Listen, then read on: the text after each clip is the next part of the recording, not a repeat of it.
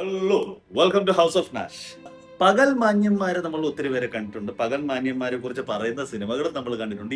ഈ അടുത്ത കാലത്താണ് അത് കണ്ടുകൊണ്ടിരിക്കുന്നത്. നമ്മൾ കുറച്ചും കൂടി സിവിലൈസ്ഡ് അല്ലെങ്കിൽ കുറച്ചും കൂടെ ക്രിയേറ്റീവായിട്ട് ഓപ്പൺ ആയി എന്നൊക്കെ പറയുന്ന സമയത്താണ് പകൽ മാന്യന്മാരെ കുറിച്ചുള്ള സിനിമകളൊക്കെ നമ്മൾ കാണുന്നത്. പക്ഷെ ഇതിനു മുമ്പ് പകൽ മാന്യന്മാരെ കുറിച്ചുള്ള സിനിമകൾ പലതും ഇറങ്ങിയിട്ടുണ്ട്. ഇത് ക്ലാസിക് ആയിട്ട് വന്ന കുറെ സിനിമകളുണ്ട്. 1985 അരവിന്ദൻ അറിയാമായിട്ടുണ്ട്, ജനറി അരവിന്ദൻ സാർ. അദ്ദേഹം റൈറ്റർ, ഡയറക്ടർ ആൻഡ് പ്രൊഡ്യൂസറായി മാറിയ ഒരു മൂവിയുണ്ട്, ചിദംബരം എന്ന് പറഞ്ഞ beautiful, one of the best movies of him എന്ന് ഞാൻ പറയാം. അത് പറയാൻ കാരണം അതിപ്പം യൂട്യൂബിൽ അവൈലബിൾ ആണ്, റീമാസ്റ്റേർഡ് വേർഷൻ അവൈലബിൾ ആണ്. അത് ബ്യൂട്ടിഫുൾ ആണെന്ന് വരാൻ കാരണം ഒത്തിരി കാര്യങ്ങളുണ്ട്. ഫസ്റ്റ് സിനിമാറ്റോഗ്രഫി വെച്ച് തന്നെ പറയാം. ഷാജി ആൻഡ് കരുണാണ് എൻ്റെ സിനിമാറ്റോഗ്രഫി. നാച്ചുറൽ ലൈറ്റ്സ് മാത്രം വെച്ചിട്ടുള്ളതാണ് പുള്ളിയുടെ ഒരു മെയിൻ പരിപാടി. ഇന്ന് സിനിമയെ കുറിച്ച് അറിയാവുന്നവർക്കും അദ്ദേഹത്തിന്റെ വർക്ക് അറിയാവുന്നവർക്കും എല്ലാവർക്കും അറിയാം. ദേവരാജൻ മാഷായിരുന്നു അതിന്റെ മ്യൂസിക് കൊടുത്തിട്ടുള്ളത്.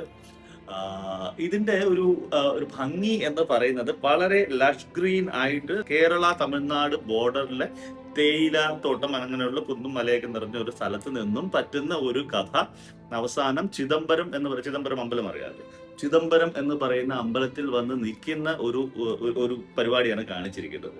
എൻ്റെ ലീഡ് ക്യാരക്ടേഴ്സ് ചെയ്തിരിക്കുന്നത് സാധാരണ അരവിന്ദൻ മൂവീസിലുള്ളതുപോലെ വളരെ അത്രയും നോൺ ആയിട്ടുള്ള ആൾക്കാരെയൊന്നും അല്ല പുള്ളി സാധാരണ മൂവീസിലൊക്കെ കാസ്റ്റ് ചെയ്യാറുള്ളത്. പക്ഷെ ഇതിനകത്ത് പതിവിൽ നിന്നും വിപരീതമായിട്ട് പുള്ളി ഭരത് ഗോപി, ശ്രീനിവാസൻ സാറ്, സ്മിത പാട്ടിൽ, മുരളി സാറ്, അങ്ങനെയുള്ള കുറച്ച് പേരൊക്കെയാണ് ഇതിനകത്ത് മൂവിയിലെ ക്യാരക്ടേഴ്സ് പ്ലേ ചെയ്തിരിക്കുന്നത്. പിന്നെ അതിൽ വേറൊരു പ്രത്യേകത എന്ന് പറഞ്ഞാൽ ശരിക്കും ഇന്നസെന്റും നെടുമുടി വേണും ഇവർ രണ്ടുപേരും അവരായിട്ട് തന്നെ അഭിനയിക്കുന്ന ഒരു സിനിമ കൂടിയാണ്. സിനിമ കണ്ടിട്ടുള്ളവർക്കറിയാം, വളരെ ബ്യൂട്ടിഫുൾ ആയിട്ടുള്ള ഫ്രെയിം. ഇപ്പം റീസെന്റ് സോഷ്യൽ മീഡിയയിലൊക്കെ അത് നടക്കുന്നുണ്ട്.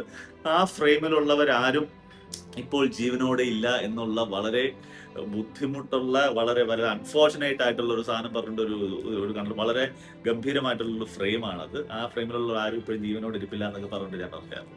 അപ്പം ഇത് റീമാസ്റ്റർ ചെയ്തപ്പോഴാണ് അതിൻ്റെ ഒരു ഭംഗി കേട്ടോ. ഇത് സിനിമ ഞാൻ ആദ്യം കണ്ട സമയത്ത്, ആ പ്രായത്തിൽ നമ്മൾ കണ്ടുകൊണ്ടിരുന്ന സമയത്ത് ഇത് ആർട്ട് പടമാണ്, ഇത് എന്താണ്, ഇതൊന്നും മനസ്സിലാവുന്നില്ലല്ലോ. പക്ഷെ റിയൽ നാച്ചുറൽ ആക്ടിങ് എന്താണ് എന്ന് നമ്മൾ പറയാറുണ്ട്. ഇത് അയ്യോ നാച്ചുറൽ ആയിട്ട് പുള്ളി ആക്ട് ചെയ്തിട്ടുണ്ടെന്നൊക്കെ പറഞ്ഞു. ശരിക്കും നാച്ചുറൽ ആക്ടിങ് എന്താണ് എന്ന് കാണിച്ചു തന്ന ഭരത് ഗോപി സാറ് തന്നെ കാണിച്ചു തന്ന പല സിനിമകളിലും പുള്ളി കാണിച്ചിട്ടുണ്ട്. പക്ഷെ അതൊരു സിനിമയാണിത്.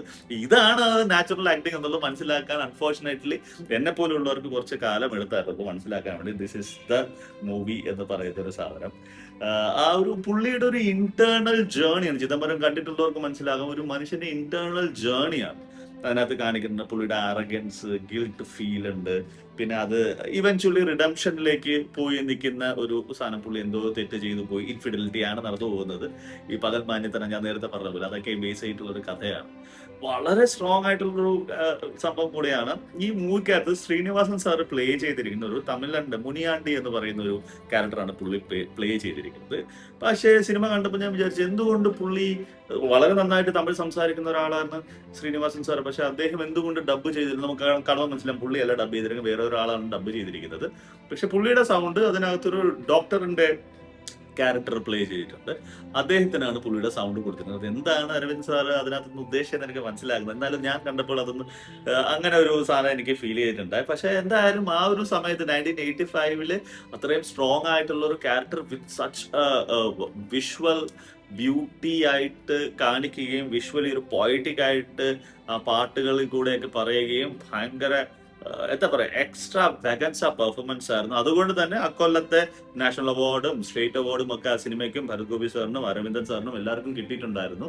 സ്മിത പാട്ടിൽ ആദ്യമായിട്ട് അഭിനയിച്ച ഒരു മൂവിയാണെന്ന് കൂടെ പറയാം. വളരെ ബ്യൂട്ടിഫുൾ ആയിട്ട് പുള്ളിക്കാരത്തെ ഹാൻഡിൽ ചെയ്തിട്ടുണ്ട്. വളരെ ഇന്നസെന്റ് ആയിട്ടുള്ള ഒരു ക്യാരക്ടറാണ് പുള്ളി പ്ലേ ചെയ്യുന്നത്. ശ്രീനിവാസൻ സാറിന്റെ വൈഫായിട്ടാണ് അവർ പ്ലേ ചെയ്യുന്നത്. വളരെ ഇന്നസെന്റ് ആയിട്ട് ഇതുവരെ കണ്ടിട്ടില്ലാത്ത പൂക്കളും മലകളും കാടും ഒക്കെ കാണുമ്പോൾ ആർക്കും ഉണ്ടാകുന്ന, ആ പ്രായത്തിലുള്ളവർക്ക് ആർക്കും ഉണ്ടാകുന്ന, നാട്ടും പുറത്തുള്ള ഗ്രാമത്തിലുള്ള ഒരു പെൺകുട്ടി എങ്ങനെയൊക്കെ റിയാക്ട് ചെയ്യുമ്പോൾ എങ്ങനെയൊക്കെ പുള്ളിയുടെ കാര്യങ്ങൾ നടന്നു പോകുമോ എന്നൊക്കെ പറയുന്ന വളരെ ഗംഭീരമായിട്ട് ഐ എം ഷുവർ ഒത്തിരി പേര് ആ മൂവി കണ്ടിട്ടുണ്ട്. എന്നാലും കാണാത്തവർക്ക് ഞാൻ പറയുകയാണ്, don't miss it. It is available in the remastered form in YouTube itself. I am not anyone to keep judging on such a brilliant movie from the craftsman himself. But again, for my thing, I would say I would give it completely 4.5 out of 5 for this movie. If you have seen it, just let me know under the comment section. Thank you so much.